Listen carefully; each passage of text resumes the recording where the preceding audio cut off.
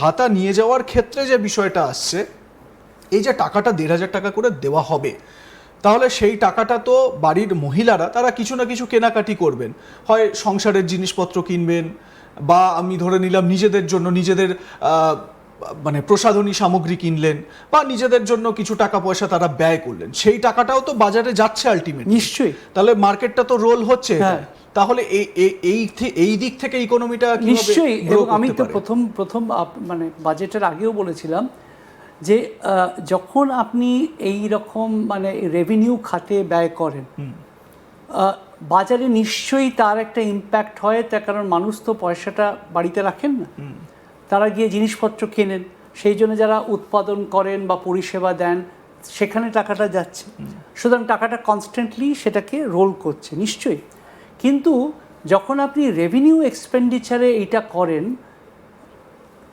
তার impact on the economy খুব স্বল্প মেয়াদি, 1 থেকে 3 বছর।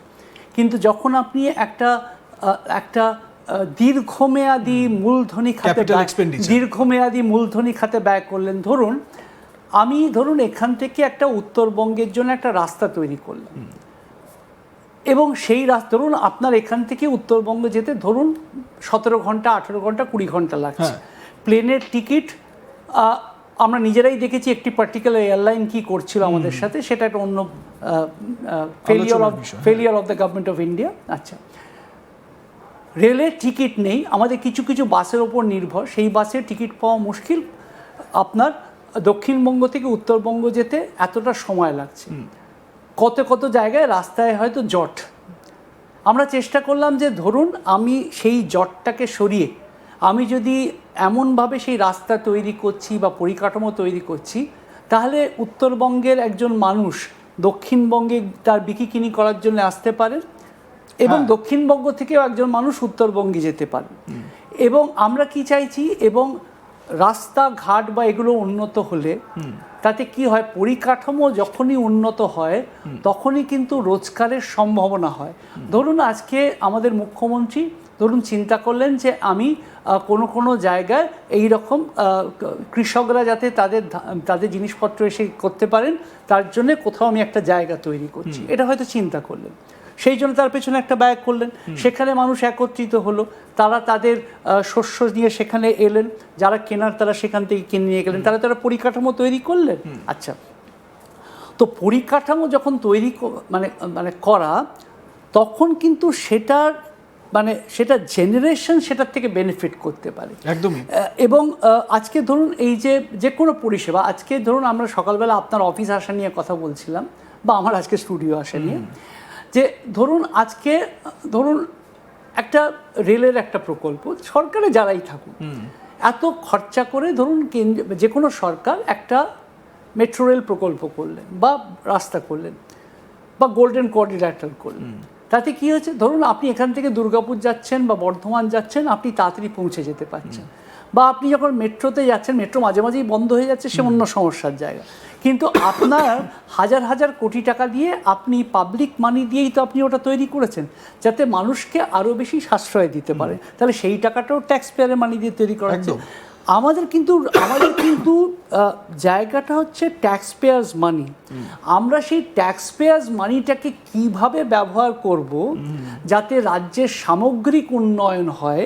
নিশ্চয়ই আমি বারবারই বলছি, এই প্রকল্পগুলোর একটা জিনিসও আমি বিরোধ করছি না, কিন্তু আমি যেটা বলছি যে অর্থের যদি জোগাড় না থাকে, বা শুধুমাত্র আমি এই প্রকল্প দিয়ে মানে সেটা শিল্পায়নের একটা বিকল্প হতে পারে না।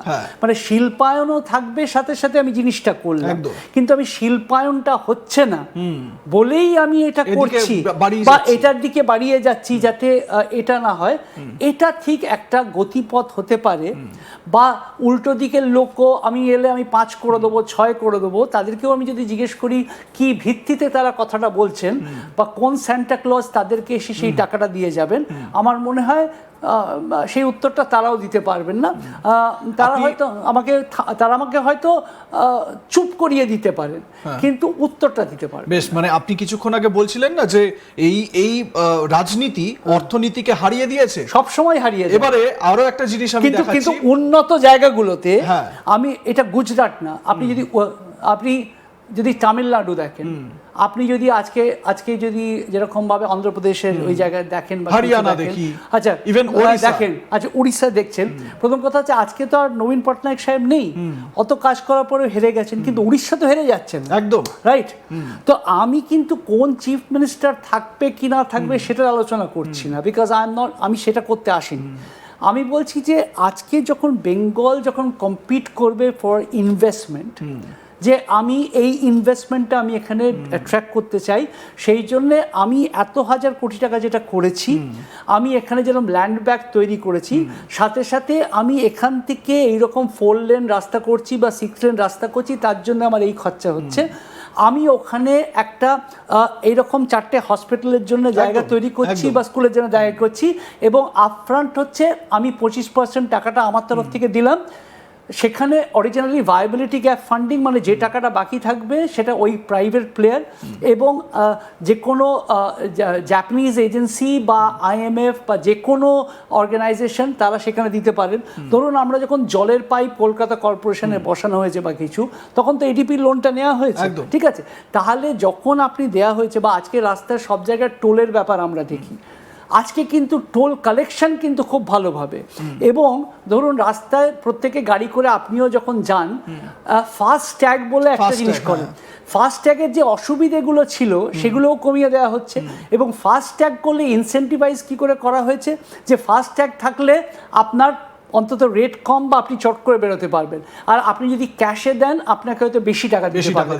তার মানে কি হচ্ছে, যে আমি যাতে আপনাকে প্রলুব্ধ করতে পারি, উৎসাহিত করতে পারি যে ফাস্ট ট্যাগের জন্য লোকে ফাস্ট ট্যাগ করছে, এবং সেই টাকাটা আপনি অলরেডি দিয়ে রাখছেন, আপনি কুপন ডেলি কিনতে পাচ্ছেন, যেরকম রিচার্জ আপনি ফোনে করতে পারেন বা যা কিছু। সুতরাং পরিকাঠামোটা যখন আপনি পাবলিক প্রাইভেট ইনফ্রাস্ট্রাকচার বলছেন, সেখানে গভর্নমেন্টকেই তো এগিয়ে আসতে হবে। কালকে হয়তো আপনি ঠিক এই যে কথাটা বললেন না, যে অন্যান্য রাজ্যগুলো যেরকম ভাবে জিতে যাচ্ছে, এবং আমাদের রাজ্যে এই বাজেট পেশের পর আমরা কিন্তু আরো একবার দেখলাম আমাদের রাজ্যের রাজনীতি জিতে গেল, কিন্তু আমাদের রাজ্যটা হেরে গেল। কিভাবে হেরে যাচ্ছে আমি একটু দেখাবো।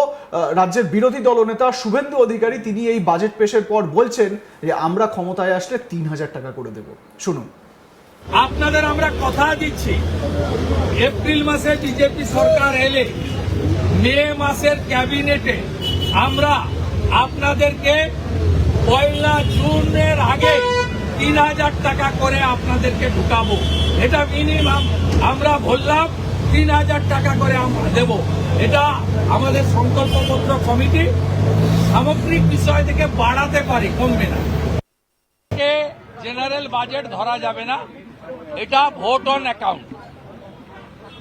প্রথমত এই সময়কালে যে কমিটমেন্টগুলো দেওয়া হয়, এবং এই ভোট অন অ্যাকাউন্টটা 4 মাসের, এপ্রিল, মে, জুন, জুলাই, অর্থাৎ এমন সময় এখানে ইমপ্লিমেন্টেশনের পার্টটা বলা থাকে, যেই সময় আদর্শ আচরণবিধি থাকে, তার ফলে কোনো tender, work order, inauguration, foundation stone laying এবং ইন্ডিভিজুয়াল বেনিফিশিয়ারির ক্ষেত্রে নাম্বার অফ বেনিফিশিয়ারি এবং অ্যামাউন্ট অফ বেনিফিট বৃদ্ধি করা যায় না।